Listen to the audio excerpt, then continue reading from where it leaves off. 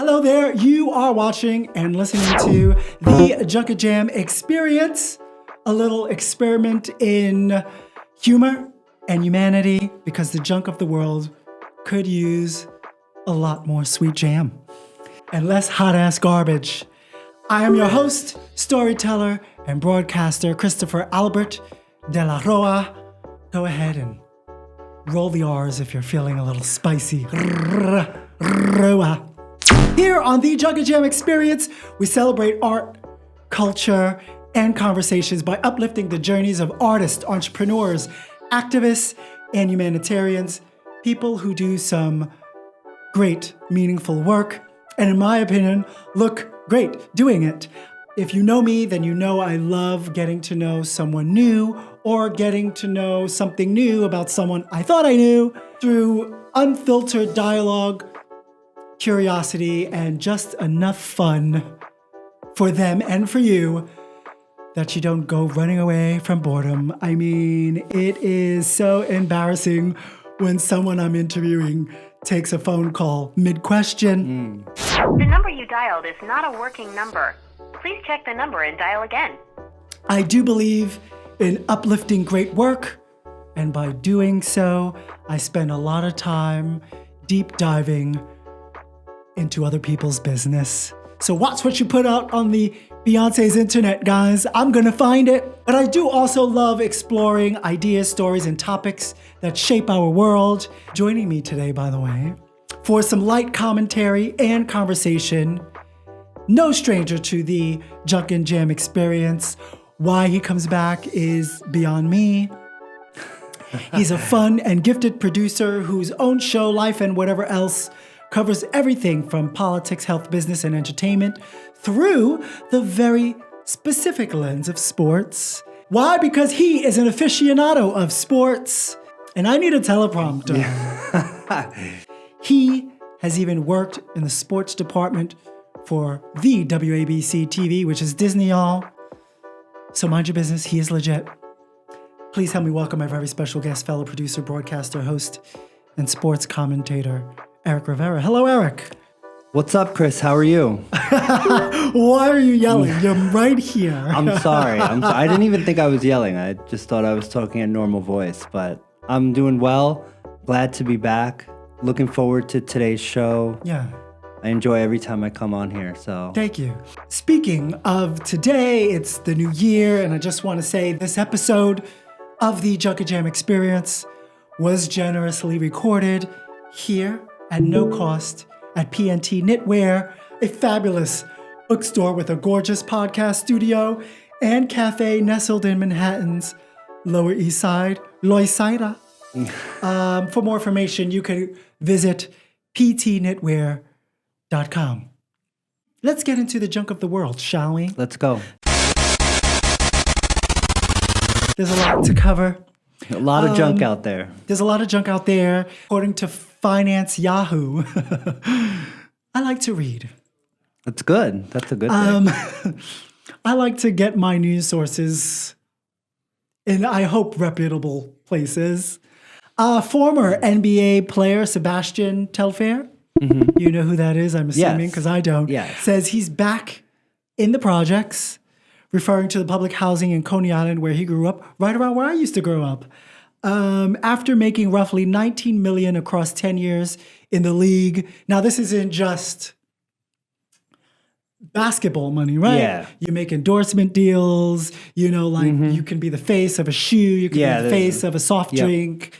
So we're going to say $19 million over 10 years. He was a point guard. He last played in the 2014-2015 Oklahoma City Thunder team. In a YouTube documentary titled Sebastian Telfair, Final Days of Freedom.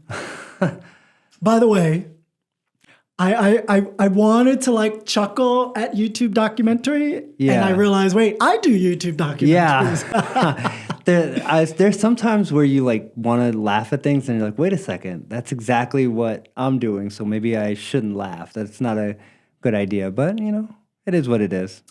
In this documentary, I'm presuming he's producing it on his own. He is reflecting on on his achievements, despite, achieving his dream of playing in the NBA and earning millions, a series of legal problems and personal setbacks left him broke and back where he started, which could happen to anyone. Yeah. But specifically for him, he was a high school superstar from Brooklyn who entered the NBA straight from Abraham Lincoln High School in 2004, played about 10 seasons, again for multiple teams. Mm-hmm. After his NBA career, he faced multiple legal issues, including arrests related to weapons and marijuana. And then, of course, he had a divorce. Not fun. He was also among, you probably already knew this, 18 former NBA players charged in a healthcare fraud case for allegedly defrauding the league's benefit plan. Yeah, I had heard about that. Yep. Leading to a probation sentence. He later violated that sentence, a supervised release, and began serving a 6-month federal prison term, which I guess is where this documentary started. So before going into prison in last year, he was living back in the projects. Do you think? I mean, you know all there is to sports, especially the NBA. Yeah. One of the sports you've been watching since childhood. Since I was a little tyke. A little tyke. I was just always scared. Maybe apprehensively, maybe a little cautiously, maybe too cautiously. I did not want my face to get hit with a basketball, so I'm like, no thanks. Do you think the NBA and other leagues should do more to prepare players for what comes after their sports careers? It's an interesting question because I think in a certain way, there's a part of me that says yes, but then there's also a part of me that says these people are adults. Personal responsibility. And so there's personal responsibility there. A lot of them, this is not unique to Telfair, come out of high school. Millions. Yeah. You're not set up to know how to manage that. Financial literacy is a big problem in terms of there's not much being taught. Yeah. I think the bigger issue is sometimes we look at leagues taking care of people or doing what they can to make sure they're ready for life after basketball, or whatever sport they play. But I feel like these leagues, especially the NBA, and they've sort of done this, they need to do more when players are coming into the league to prepare them just to be in the league, period. Yes. Because Sebastian Telfair, for example, he's one player who came out of high school. Yes. And there were plenty of players who used to come out of high school. But the NBA, what they did was they put a requirement that you had to have at least 1 year of college before you got drafted. Now, I think they might be changing that again. I'm not 100% sure because I've heard different things about it. But at the time when Telfair came out, it was kind of hit or miss. There were some guys who became superstars. There were some guys who came into the league and were out of the league in a couple years. So to me, I always felt like the league should have done more at that time to prepare guys to come into the league so that then they can understand what they need to do while they're in the league to prepare for life after it. Because, you have cautionary tales like Sebastian Telfair, and, it sucks to hear, but it happens. What are some of those pressures put upon, a young athlete suddenly thrust into the spotlight? I think especially in American sports, because it's so dependent on star power and elite athletic ability, there's so much pressure. To be a star. Exactly. Like when you get drafted, if somebody's drafting you number 1 or number 2, they're expecting you to walk right into that team and become a superstar. They're expecting you to go out there and sell tickets, bring people to the arenas, bring people to events that the team is doing. There's so much pressure on these kids to come out and to come out and be great. And not out of the closet. Some maybe. Yeah, maybe. I don't think there's any pressure for that though. No. But there's a lot of pressure on them to be great right away.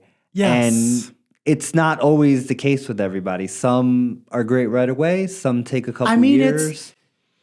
It's sports. It's how many teams are on the league at the current moment, 2026? 30. Eventually going to be 32. Okay, so every year, out of 30, one team gets a championship rings for their team. Just the one. Yes. Out of the 30 teams, there could only be 30 or maybe 60 stars out of how many? Not everybody could be the Chicago Bulls. Let's see. Via 92 or whatever. Every roster has about 15, 16 players.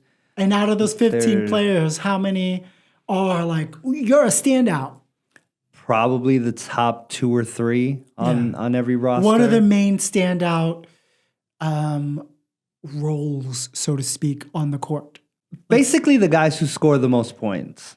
They're the ones who are considered the standout players. Yeah, Steph Curry. Steph Curry. But so if you are a point guard, how much attention are you getting? A lot. Oh, you are.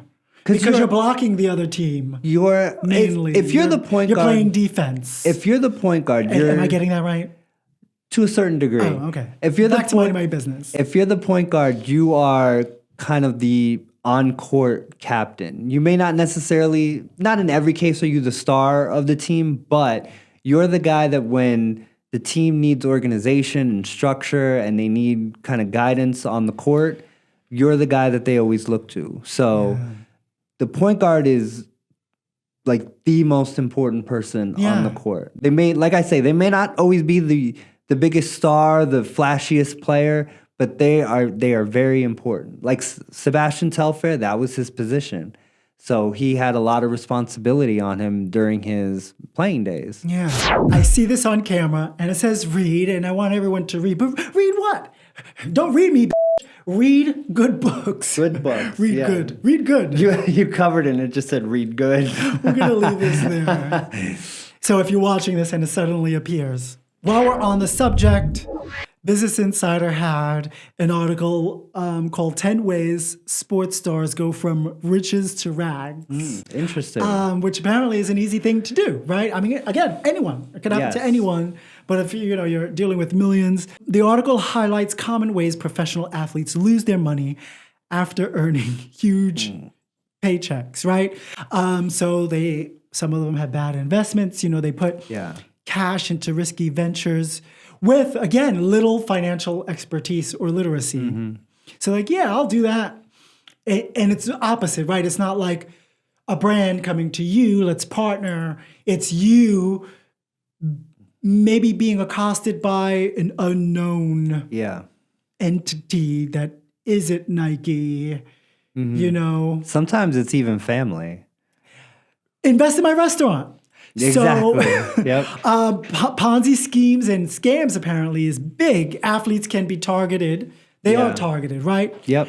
I wonder if they are targeted because they know they're being pulled young and are vulnerable.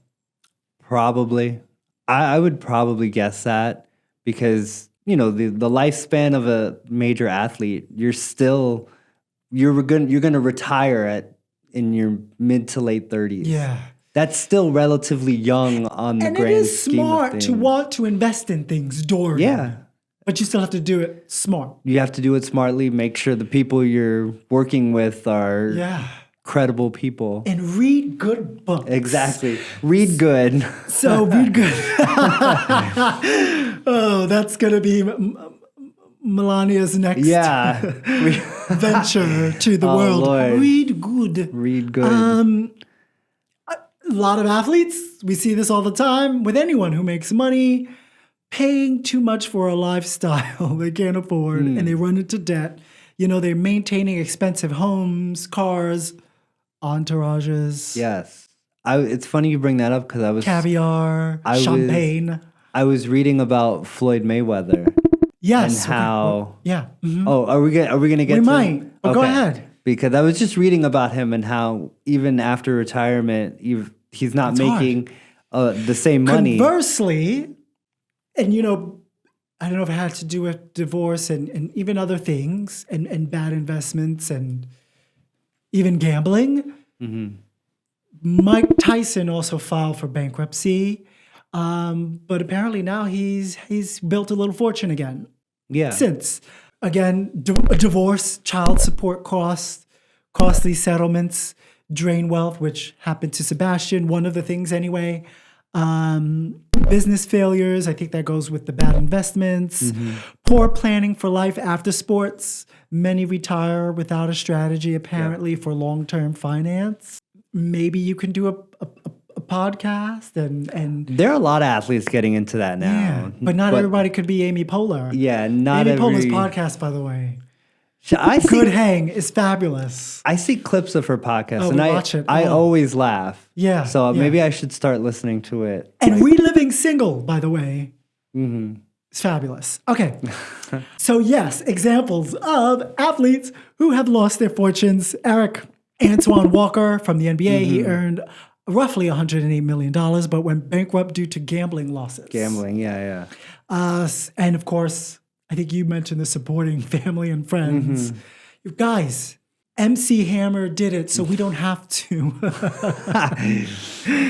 And bad real estate deals, apparently.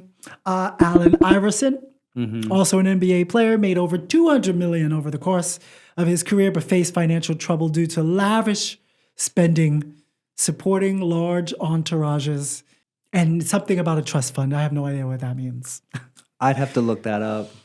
That's interesting. Mark Brunell from the NFL once earned $50 million, but lost money through failed real estate and business ventures, filing for bankruptcy. Interesting. Scottie Pippen Scottie Pippen, okay. lost significant wealth due to bad investments and trusting the wrong advisors, Interesting. which good for him for seeking advisors. I but think the wrong ones, apparently. I think he also had trouble with his wife. I think. Terrell Owens lost 80 to $100 million in risky investments and other financial decisions. Wow. Man. Evander Holyfield Ah, yes. earned huge sums but faced debt runoff and foreclosures due to extravagant lifestyle and financial pressure. Yeah. Boxers also get taken advantage of Yeah. a lot. Like they have a lot of sad stories because, you get hit in the head a lot and scrambles the brain. And Yeah. so the decision making that's already, But questionable. how great, and bless his soul, and wise, the late George Foreman to get up on that grill. That grill. What a great business model That grill. was. It's actually funny. I don't know if you've ever heard this, but Hulk Hogan always used to tell a story about how his agent called him. Maybe he could rest in peace too. Yeah, well, whatever. But he always told a story about how his agent called him for the George Foreman grill and he didn't answer him. So the grill could have been his. Hogan was a famous BSer, so I don't know if that's true, but it could have been the Hulk Hogan grill. That would have been hilarious. Right? Come on and get this grill, and then he bangs it on the floor. Yeah. And it breaks. And then you're not really showing us how it's used. Meanwhile, I know. George Foreman has his little apron on, and he's making cheese sandwiches and steaks. It's just and one of those. chicken. It was just one of those perfect. Perfect unions. Yeah, perfect union right there. What a face. A face of the product. Yep. And a nice guy, right? Yeah. A gentleman. Yeah. Warren Sapp. I don't know if I've ever heard of Warren Sapp. Excuse me, guys. Football player. Yep, NFL. Filed for bankruptcy shortly after retirement despite a long, lucrative career. And then, of course, again, Mike Tyson. He has declared bankruptcy once upon a time. He earned hundreds and hundreds of millions of dollars. He spent crazy on luxury items. Who was his ex-wife? Was it his ex-wife? Were they married? Robin Givens. Robin Givens. I love Robin Givens. Didn't he get There in was trouble some kind because of he domestic violence there too. But it was with her, right? I think so. Yeah, okay. Yeah. But it was Robin Givens. He has regained a 30 million nest since. Well, he's one of those guys who got into podcasting. and he's got a podcast and like he makes appearances and everything. Yeah. So Our dear old good friend, DJT. Trump has announced that he would like to or is creating a Patriot Games for top high school athletes. This is according to USA Today. Other than running the country, if that's what we can call it, and other countries apparently, right? Like Venezuela, he's going to be in charge of the oil profits, and very real talks apparently to annex Greenland, while also running the Kennedy Center for Performing Arts. I mean, so many things. Could this man's penis get any smaller? I don't know. Now, good old DJT has announced the creation of the Patriot Games. It's a new 4-day athletic competition as part of celebrations for the United States 250th anniversary later this year. Apparently, the event will bring together one man, one young woman from each state and the U.S. territory to compete in various sports in Washington, D.C. in fall 2026. Of course, some questions arise here. When will the economy and jobs come back and groceries become affordable again? Well, guess what, guys? Your dear friend DJT has announced recently that affordability was actually a hoax perpetrated by Democrats. So that's why we have time to do all these other things. But at least, we will be able to enjoy, in the meantime, the new White House ballroom. Apparently, that will eventually be very exciting. I'm so excited. It's exactly what we need. That's what the people voted for, so. So, of course, the announcement of the games, the Patriot Games, he emphasized the competition. And, people online was having a field day, obviously comparing it to the Hunger Games. Exactly, yeah. But it is the Hunger Games out there, guys. Nobody's eating. Inflation. But, that's a hoax. He emphasized the competition would have binary only, male and female categories. He said no men playing in women's sports. Of course, aligning with his administration's support. If I have to hear that one more time, and I'm going to have to for the next at least 3 years. I know. There is no men ever playing in women's sports. There is a difference between being assigned a certain sex based on your genitalia at birth, which is the least common denominator. We say it's based on biology, it's biological. And if we are being biological correct, there are more chromosome sets than just XX and XY, right? There's biologists have said it and have stated it, and biologists themselves and scientists stand behind, gender identity is different than what you were assigned at birth. But if in fact having a penis does make you a man, then what the hell is Donald Trump? What are you? Anyway, that's what I overheard Melania say. I mean, it is my hope, Eric, that no male or female or any human being participates. But we'll see. Yeah, I would hope. I mean, there are going to be people. They're always going to find weirdos and whatnot who want to. They're not weirdos. I mean, we generally do have young people who are into sports. Young people are impressionable. And, young people have a line with their parents and being fascinated by this dude. Yeah. See, that's, you said they're the word. They're fans. We're not really patriots. You're just fans of some dude who's has reigning in power, apparently. You said small penis. Yeah. You said the word right there, impressionable. There are a lot of people, not only just young people, there are people in general who are just very impressionable. And this guy has come that too. But there are a lot of people that are just taken by this guy. If he was not around, a lot of the things that he's talking about and pushing would not be as popular as they've become. But because he's the messenger for so much of this stuff, I think so many people are rallying behind all these weird causes. Like a lot of these politicians are loving him because They don't love him. They're loving They're loving what he's selling doing. themselves and their constituents out for a grab at the power, for a grab at the seats, to be at the same table. Yeah. Otherwise, That's what I was gonna say, was that they love what he's administration doing will find for a way them. to persecute them, They love what he's doing put for them in jail, them. something silly. Yeah, they love what he's doing for them. But like, if he wasn't around, a lot of this stuff would just be History brushed aside. History, if there's any history left, will remember you. Marco Rubio will remember you for being such a putz and pansy. We were supposed to be talking about sports. Yeah. Daily Mail Online, which I don't think is reputable, but it is a true story. Okay. NBA legend Dwight Howard. Have you heard this? Yeah. Let's see. I think Left some fan. Go ahead. What were you going to say? I heard something about Dwight recently.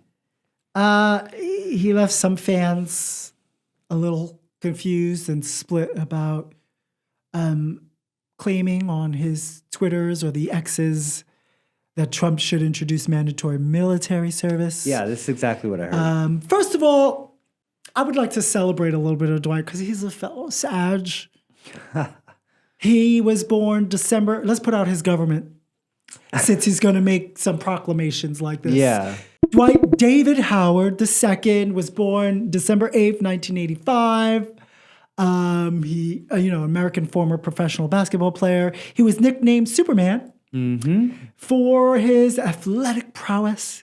Yes. He is an NBA champion, 8-time All-Star, 8-time All-NBA, All-NBA team honoree, 5-time All-Defensive team member, and 3-time Defensive Player of the Year. Very good player. Awesome. But Yes. someone take away his Twitter. This was his tweet. Do we still call it tweet or twat? This was his twat. Random. I honestly feel like the president should make 1 year of service mandatory for everyone born in America. A lot of other countries do it, and I think it would help with discipline and structure. I'm curious what y'all think. Would this help Americans or nah? First of all, let's just put it out there. People serve this country whether they're born here or not. People who weren't born here are actually serving in our military, sir. Yeah. And you know who hasn't served and who actually made up a fake injury to avoid military service? Our good old buddy. Your good old buddy, Dwight, who you're tweeting, DJT. DJT, your homeboy. Taxpayers, that's us, by the way. We already spend at least $870 billion annually on military, which is 11 times more than we spend on education. And of course, it's money we could use for school gymnasiums, community centers, libraries. Young people can, more opportunities for young people to play sports, to play music and music programs, STEM programs, arts programs. All things, by the way, Dwight, help with discipline and structure. I don't know why mandatory military service is perceived as, at least for some people, perceived as the only way for there to be discipline. Like you were mentioning. We're conditioned to think so. How many families in my family have went right out of high school? A lot of men in my family have done so. Yeah, and I remember when I was in school, whenever there were kids that were deemed like bad kids, they would always be, we're going to send them to military school or whatever. And Dwight, what about our transgender family and friends that we know and love who actually were serving and were kicked out? What about them? What do they do for service?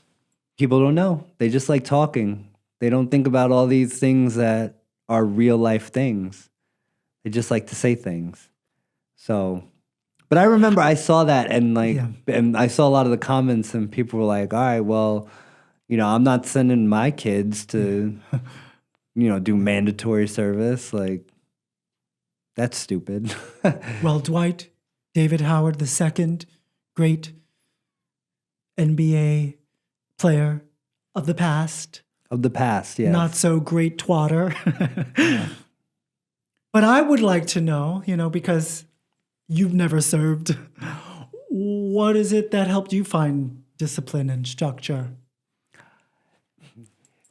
I'll say one thing. The funny thing about him coming out and saying that is that a couple years ago, he had gotten accused of having a relationship with a transgender woman. Oh, good for you. Good for him. And so I feel like sometimes when somebody like him comes out with a comment like that, it's very self-hating. Yeah, it's very self-hating because it's like what people think of you. So it's almost like you feel like you have to come out and say things like that to sound a certain way to certain people. So I just thought it was lame that he said that. Also, it's very easy to say that when most likely you're going to be too old to serve in that mandatory. Well, he is. He's done. So he's never going to be asked to serve. So to me, if you're not like 18, if you're not 18 or 19, you shouldn't. What the hell are you commenting on this for? So I know Shaq doesn't like him because Shaq. We love Shaq.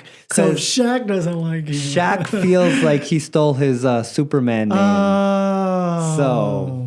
Yeah, because Shaq was like the original Superman. I mean, Shaq, no one was the real Superman except for Christopher Reeve, so everyone can calm down. Yeah. Real quickly, I would like to divert us to some sweet jam. Okay, all right. Of the world.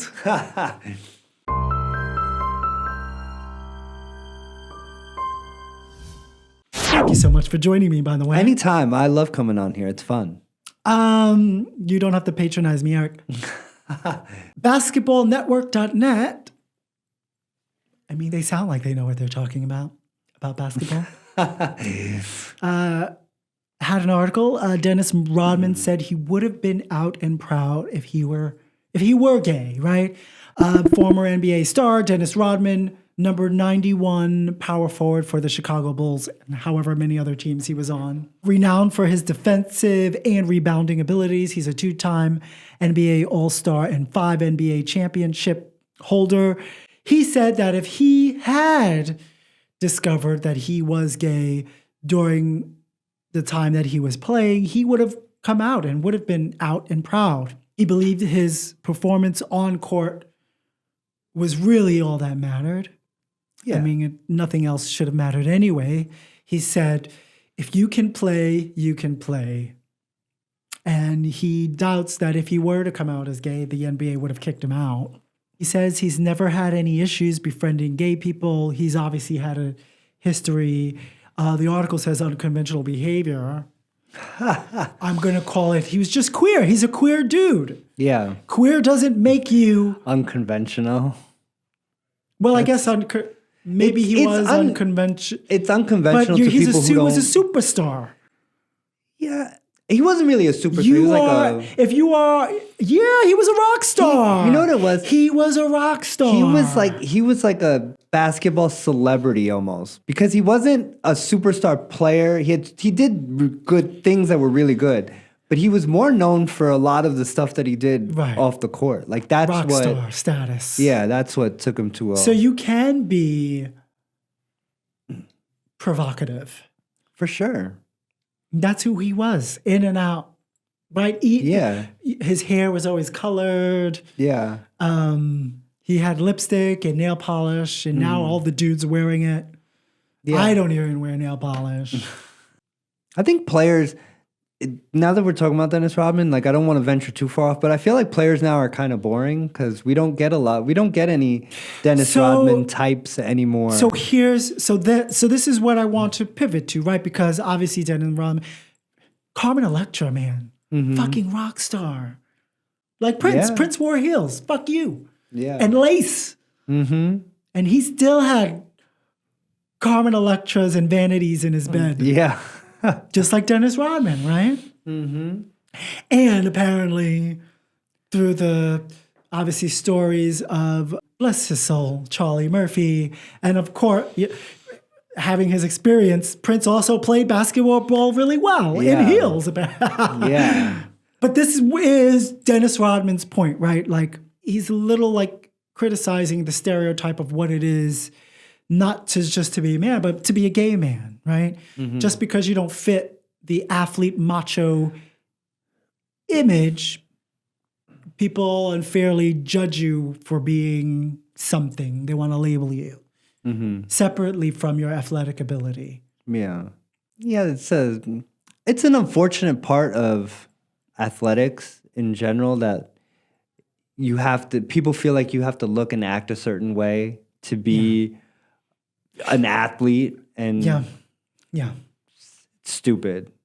So Dennis Rodman himself, he says, he's hung out in gay clubs. He's obviously dressed in drag.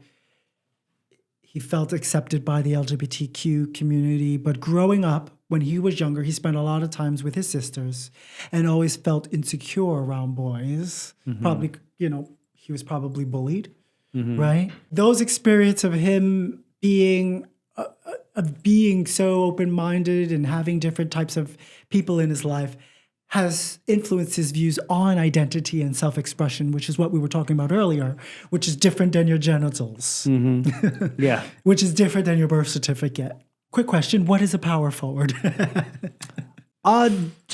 So you have 5 players on a court at a time. You have 2 guards who are normally like your smaller players.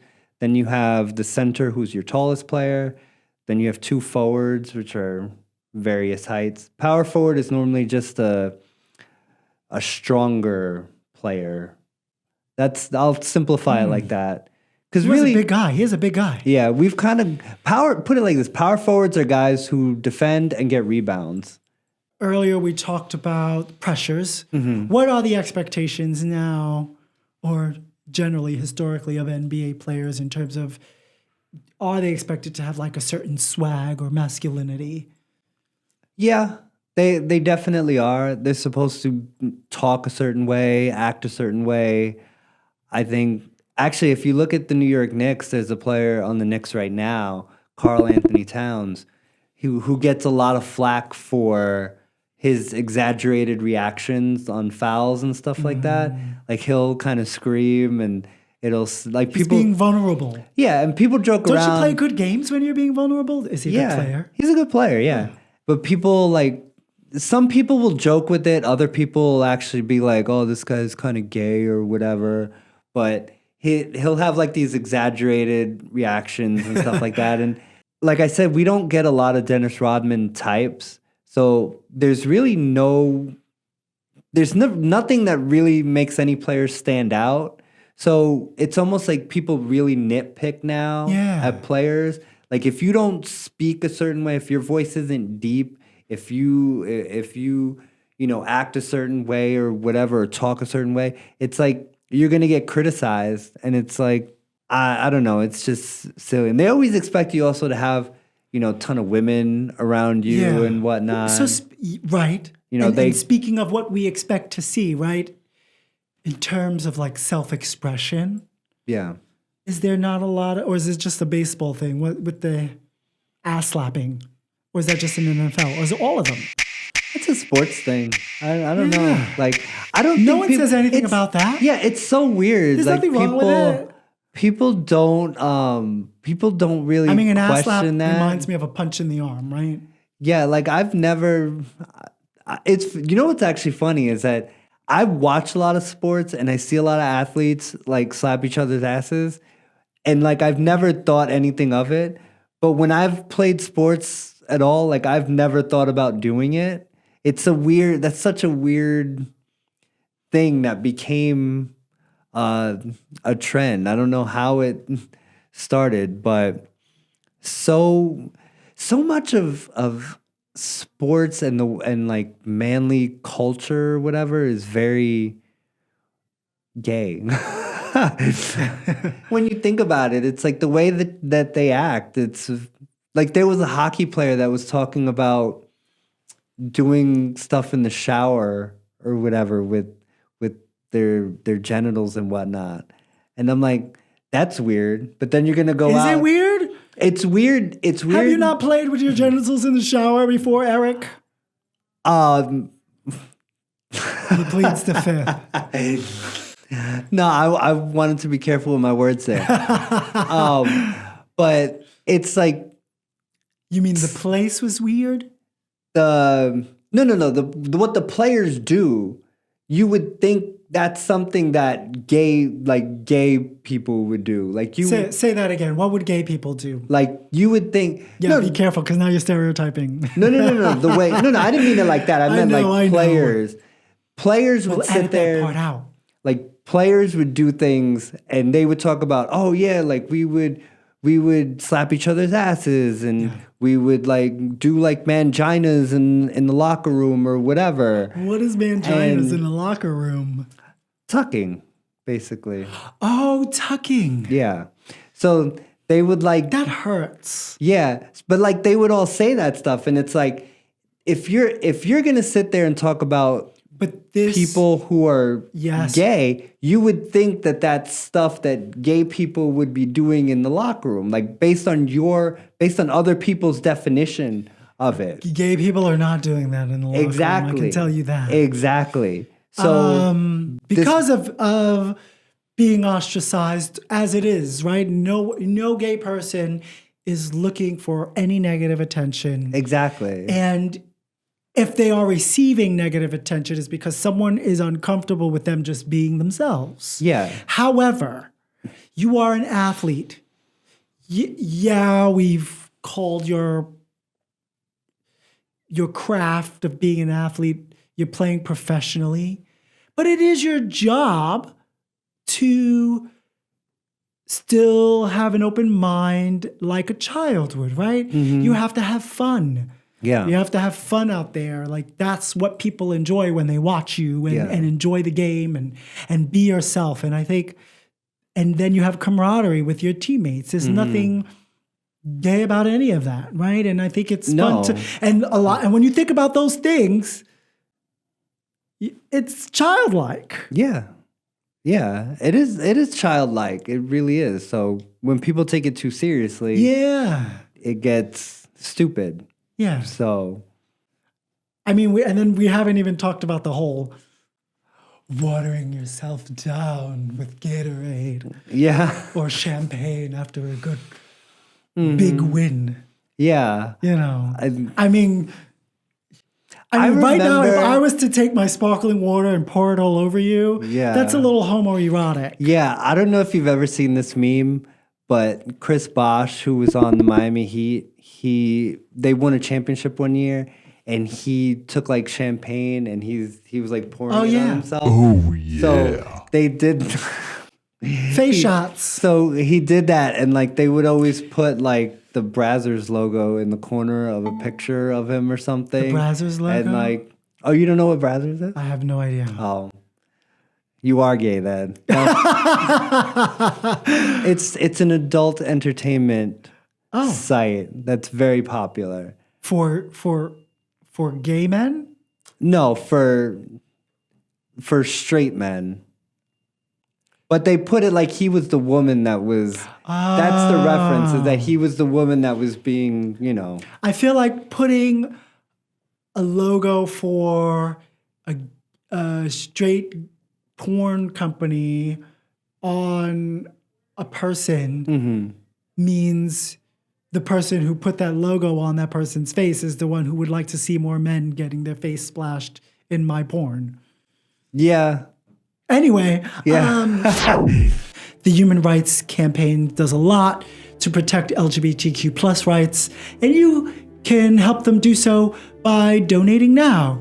If you can use your power and use your voice to defend hard-earned progress that we have to keep going back and earn it again. By donating to the Human Rights Campaign, your membership donation will help push for LGBTQ plus equality and fight the attacks on our freedoms and, in effect, other people's freedoms. Together, we can and will and should unite for equality for us all like never before. Visit give.hrc.org.